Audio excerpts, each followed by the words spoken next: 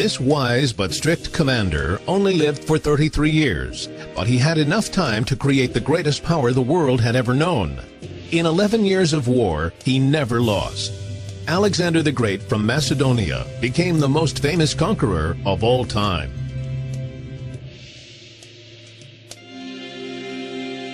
Alexander was the son of the Macedonian king Philip II. Even as a child, he loved the poems that the Greek poet Homer wrote about heroes. Alexander also idolized Achilles, the hero of the Trojan War, and Hercules, the great athlete of Greek myth. At that time, Macedonia, which was located at the northern edge of Greece, tried in every possible way to embrace the Greek culture. The outstanding Greek philosopher Aristotle educated Alexander from the time he was 13. He taught the young men not only ethics and logic, but also endurance, character, and self-control. Alexander said that his father gave him life, and Aristotle taught him to live with dignity. After the mysterious murder of his father, the ruling Philip II, 20-year-old Alexander took the throne. After severely putting down the sudden resistance of Greeks, he destroyed the city of Thebes. Then he began to prepare for his campaign to conquer the East. Alexander worked to outdo his father in everything, and dreamed not only of conquering the powerful Persian Empire, but also of bringing the population of the entire known world under his authority. He said, "In the universe, there is an innumerable set of worlds, but I haven't conquered even one." In the spring of 334 BC, Alexander led an army of 40,000 across the Hellespont, now the Dardanelles Strait, and began to war against Persia. In the battles at the river Granicus and the city of Issus, the army of Persian King Darius III was defeated. The Persians lost their entire fleet of ships and surrendered the Mediterranean Sea to the Macedonians. Alexander proved to be the father of his soldiers. He cared for the wounded and ordered that the relatives of his slain soldiers be free from all taxes. The historian Plutarch wrote about how when Alexander began to attack the Phoenician city of Tyre, many of the people in the city dreamt that the statue of Apollo wanted to go over to the enemy's side. Therefore, the inhabitants of Tyre tied ropes around the statue and nailed it to its pedestal, fearing that Apollo was on the side of Alexander and would go with him. Even though the statue remained faithful to the people of Tyre, Alexander took the city after a 7-month siege. This victory opened the way for Alexander to enter the Nile Valley.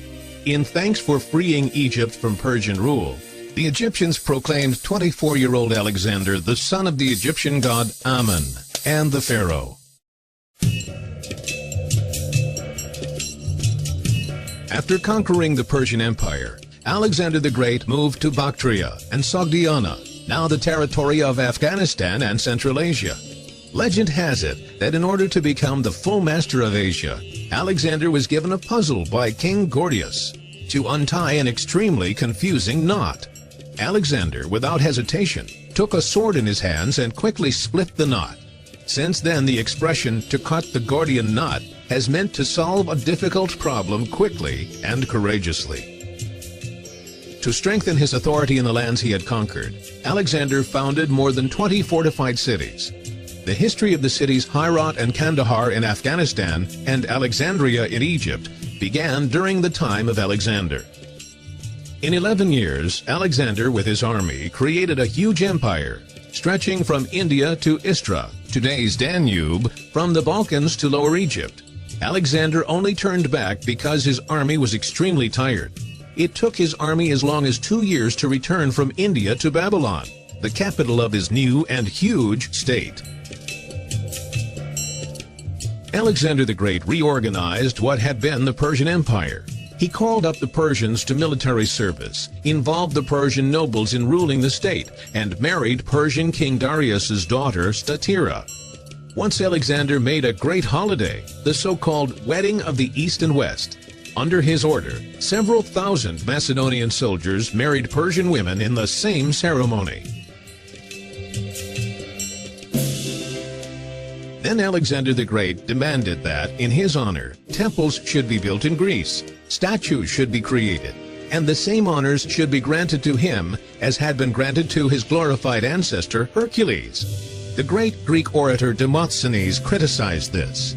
This youth thirsts for altars, so let them be erected. What trivia!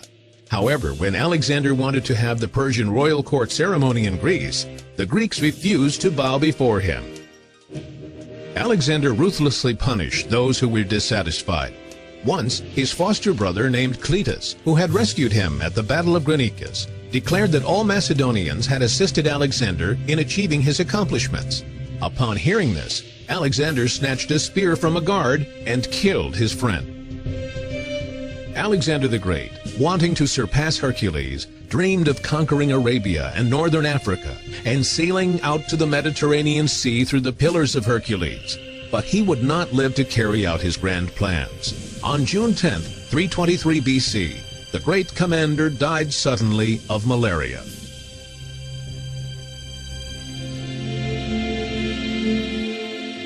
The huge power which he created appeared to be unstable, and so his military leaders divided it. They distributed the Greek culture across Mesopotamia, Iran, Syria, Judea, and Egypt. Alexander the Great, from Macedonia, brought together the civilizations of Greece and the Middle East, and began the great period in Greek history known as the Hellenic Age.